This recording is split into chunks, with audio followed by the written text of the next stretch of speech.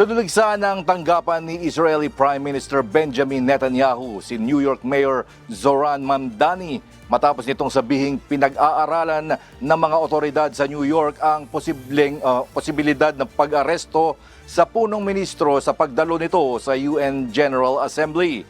Nauna nang inihayag ni Mamdani na kinokonsulta niya ang mga legal na eksperto ng lungsod ukol sa kapangyarihan ng alkalde na mag-utos ng pag-aresto sa isang foreign leader.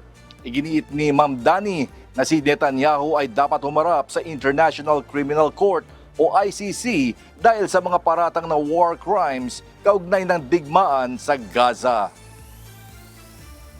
And I believe that when someone is charged with an International Criminal Court warrant, it's something that should be taken seriously, whether it's Benjamin Netanyahu or it's Vladimir Putin or whomever else. What I've also made clear is that my administration will follow all applicable local laws.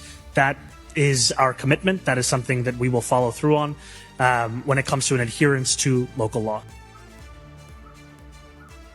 Gayunman, naninindigan ang tanggapan ni Netanyahu na walang jurisdiksyon ang ICC sa mga Israeli at Amerikano at tinawag pa ito bilang isang kangaroo court. Samantala, tiniyak naman ni US President Donald Trump na hindi maaaring arestuhin si Netanyahu sa anumang paraan habang ito ay nasa Estados Unidos.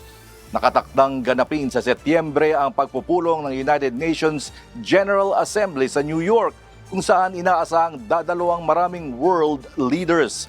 Matatandaan noong 2024, naglabas ang ICC ng arrest warrant laban kay Netanyahu kaugnay ng mga umano'y war crimes at crimes against humanity sa Gaza.